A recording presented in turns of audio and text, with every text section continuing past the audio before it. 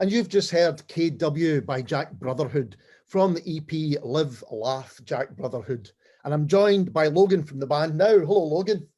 Hello, thrilled to be here, Ali. Long-time listener, first-time caller. Excellent. It's great to have you on. So what can you tell us about the EP? Yeah, well, it's our debut EP, and it's been a long time in the making for various reasons, personal failings included. At putting myself forward, and I think as a result, it's kind of a showcase of what we can do sonically, or at least that's the hope. I hope people see some range in it. I don't know. There is definitely range in it, and also because you've been making music and even releasing music for a wee while, so haven't you? Oh yeah, I mean the first time Jack Brotherhood was used as a name for anything was probably 2012, so about 10 years ago. But I was never happy with it. So I feel I'm finally happy with it. I'm at peace with the world. So it's coming out.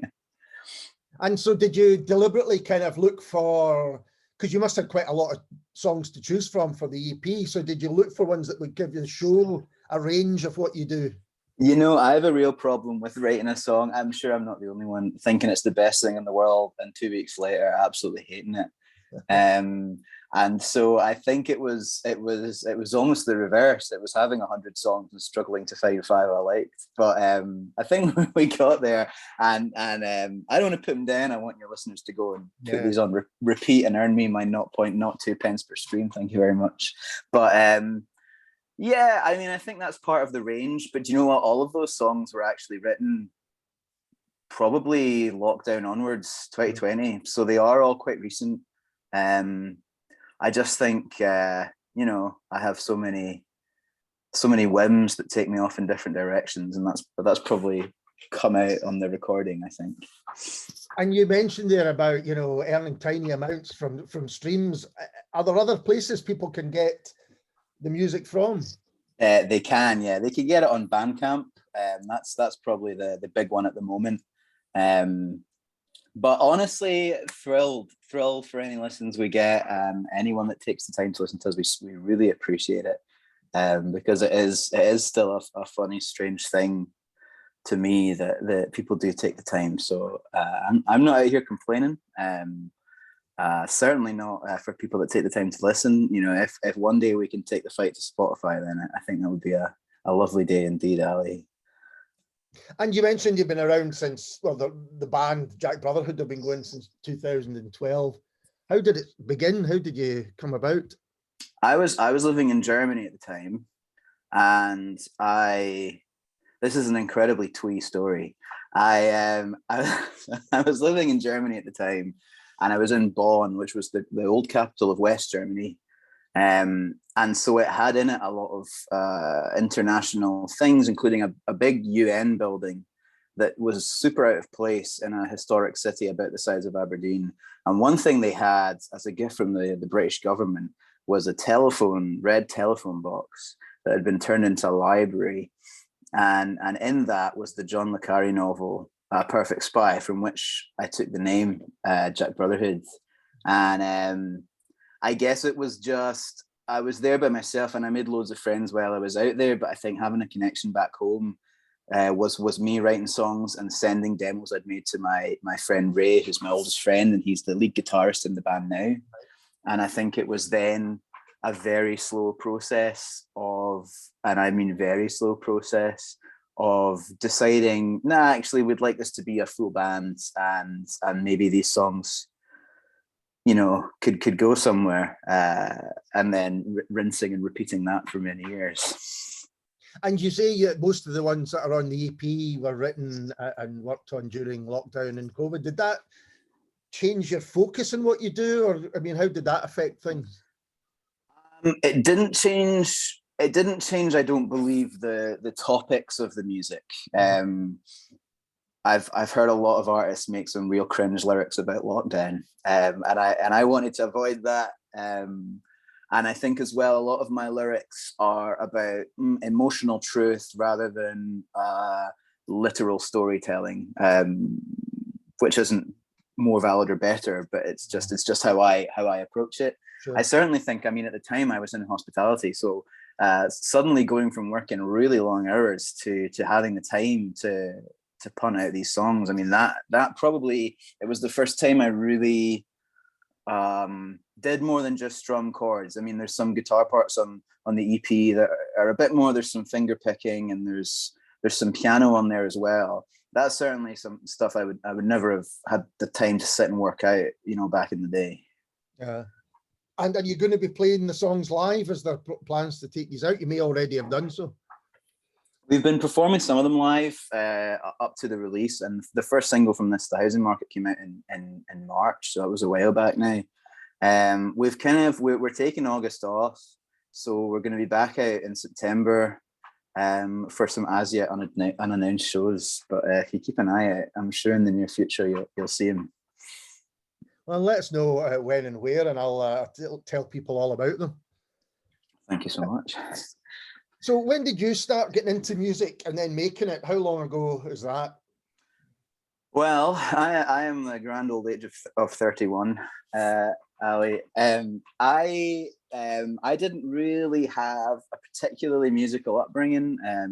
My parents liked music enough. Yeah. I'm an older child, so I didn't have an older sibling who would I had friends at school, and their older brothers and sisters got them into the cool music. I had to kind of parse that for myself.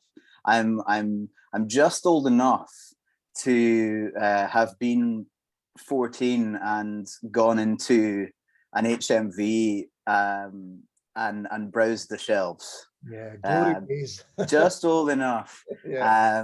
But I'm also sort of young enough that downloads were like a huge thing, and you know, like the LimeWire generation, where you waited 5 hours and got 3 computer viruses, but you did get a song out of it at the end. So I think that was probably what got me into it, was a lot of the mid 2000s American kind of pop punk emo kind of stuff. Right.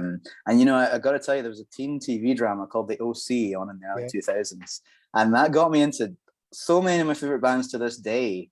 They played at this fictional venue in the show, and bands like Modest Mouse, Death Cab for Cutie, I mean, those are all bands that I just continue to love. So that probably had a bigger influence on me than just about anything. I don't know if that's like a really uncool thing to admit now, but I don't think our music's too trendy anyway, so I'm not going to worry about it. But at that point, a lot of particularly American TV shows, but some British ones as well, were using great music in their soundtracks. Oh, 100%. And I think actually the OC was one of the shows that really started to incorporate it beyond it was on in the background. You know, it was, the characters were obsessed with Death Cab for Cutie, one of them was, and they went to shows in the show, they went to gigs, and I think a lot of shows sort of emulated that afterwards. And I remember there was a TV show called Skins in the UK as well when I was a teenager. It had a great soundtrack too. Yeah, absolutely. So who you listen to at the moment? Have you got any recommendations for us? Oh, there's a couple albums out this year that I think are great. One is the Pine Grove album from earlier on in the year.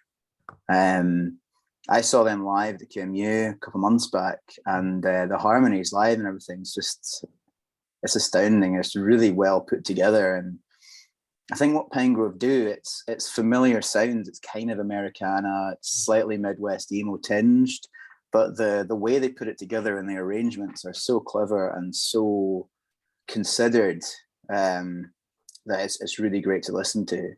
And I've just heard that one of my favorite bands are called Wild Pink. They've just announced a new album coming out in October. So I'm sure if you interviewed me then, that's the one I'd be raving about. They put out a single with it, but they're really great. If you think about bands like the War on Drugs, Springsteen-esque, but it's a lot more pensive, and the singer is very softly sung, softly spoken. They came to Glasgow in about 2017 and played Broadcast in the basement. I just caught them. They were supporting someone else, and I thought they were amazing. Back then, they were influenced by bands like Low and their sort of that late 90s, turn of the century, more slowcore indie stuff. But they picked up the sort of Springsteen War on Drugs thing, and it's brilliant. And you were saying that the EP kind of showcases what you do, a kind of range of what you do. What are the influences? Will people be surprised by some of the influences that you have? Oh, well, I don't know is the answer to that. I mean, the bands I've already mentioned, Yeah. particularly, Modest Mouse and Death Cab, I think I love, and they've definitely influenced it. But also, I guess so there's a couple songs on the EP, Heteronormativity, which was a single, and Running with Scissors, which I believe you are playing next, Yeah, which indeed. are a bit more rounded in sound and full bodied, and they probably take more influences from bands like The National, or acts like Sharon Van Etten and her last couple albums that are really, I mean, I don't think we can reach those heady heights, but I really love how full and warm and all-encompassing their sound has become over the years, both of those artists. Yeah. As opposed to, I think, the first half of the EP, it's a bit scrappier, a bit more up and at 'em, rough and ready, which kind of harkens back more to the kind of Modest Mouse stuff, I think. Yeah. And what's next for you? Have you got plans apart from the EP and the gigs surrounding it? Well, I'd love to go on a tour. Yeah. ANNE tour. If anyone is listening that is going on a tour and needs some guy to support them, just holler. I think that's like, I've never been on one.